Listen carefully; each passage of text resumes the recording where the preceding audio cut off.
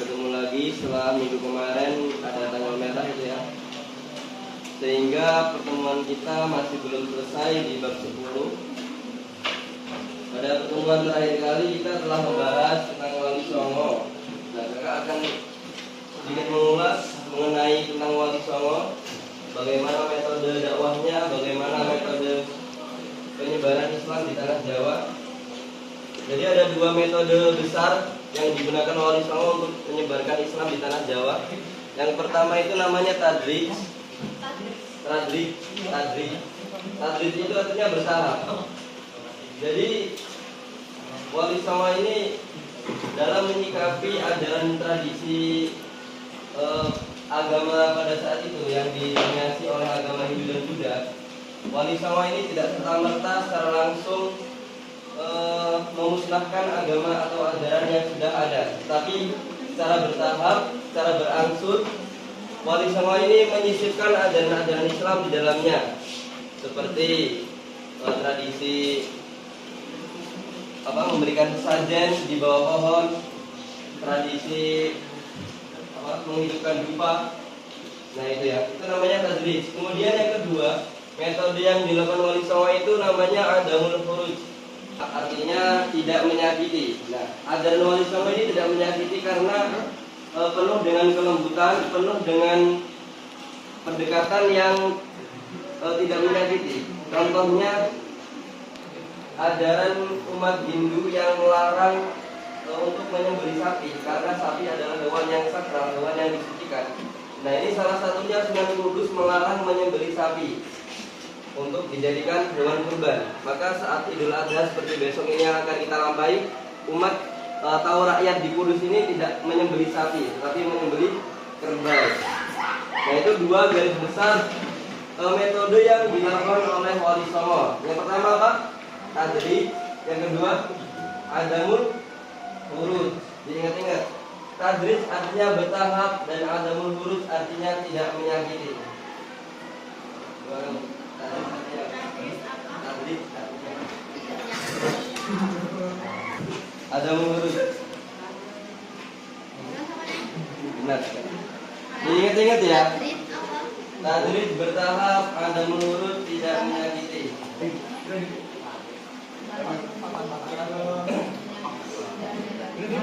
Kemarin kita sudah membahas Wali Songo dari mulai Sunan Gresik, Sunan Ampel, Sunan Bonang, Sunan Giri, Sunan Derajat. Nah, di situ ada nama-nama aslinya. Sampai kita sudah menyanyikan lagu juga kan? Coba nama asli Sunan Gresik. 100. Nama asli Sunan Ampel. Belakangnya. Sampingnya. Depannya. Sunan Ampel. Raden Rahmat. Betul. Silakan buka halaman 232. Kita akan membahas Sunan Kalijaga.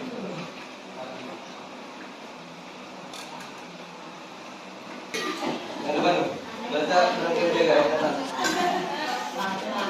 Ya.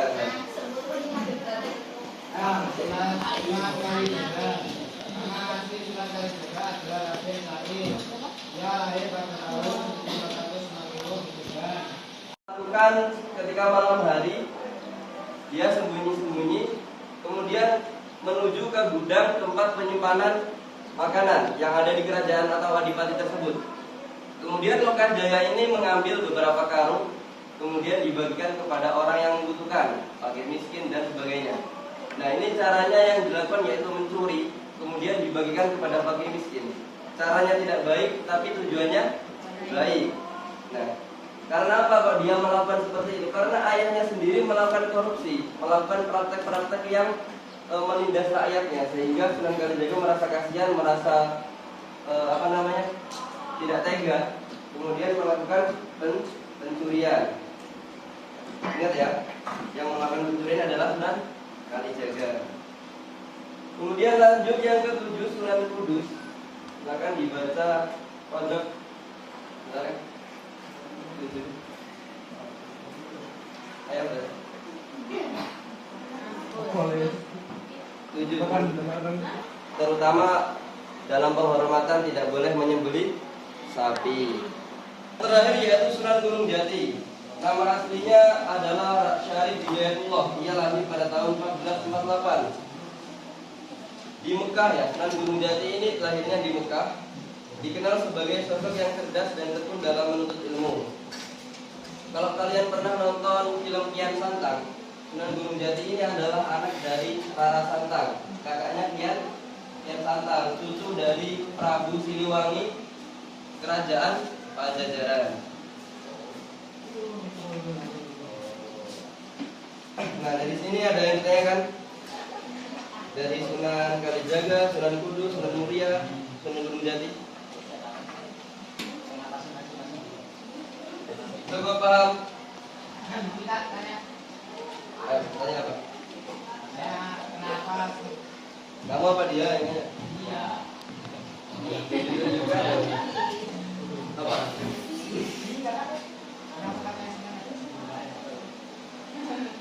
Kenapa ada? Bilang bulan. Karena ini adalah penamaan dari Wali Songo sendiri yang berjumlah Songo itu berapa? 9. Oleh karena itu hanya berjumlah 9, tidak wali 10, wali 11 tidak. Karena Wali Songo itu cuma ada 9. Dan yang memilih itu bukan dari diri sendiri, tapi oleh masyarakat yang ada di sekitarnya, sehingga agama Islamnya. Ada lagi yang bertanya?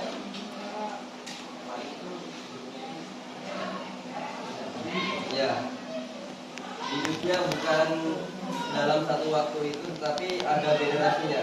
Yang paling muda itu Sunan Muria.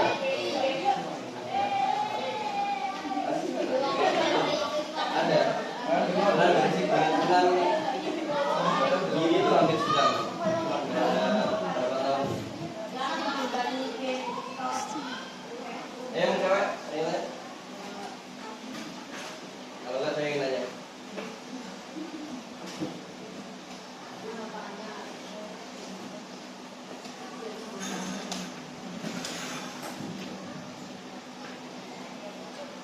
Jadi anak dari Sunan Kalijaga siapa?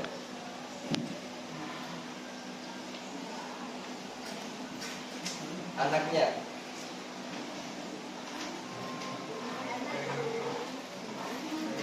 Kamu sebelahnya.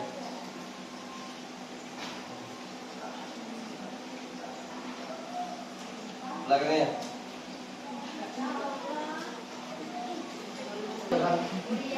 Sunan Muria. Oke, lanjut.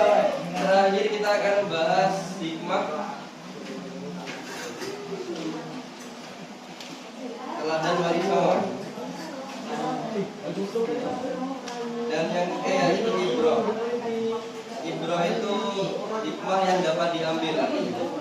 Yang pertama, semangat dalam berdakwah. Yang kedua, ikhlas dalam berdakwah. Yang ketiga, bisa.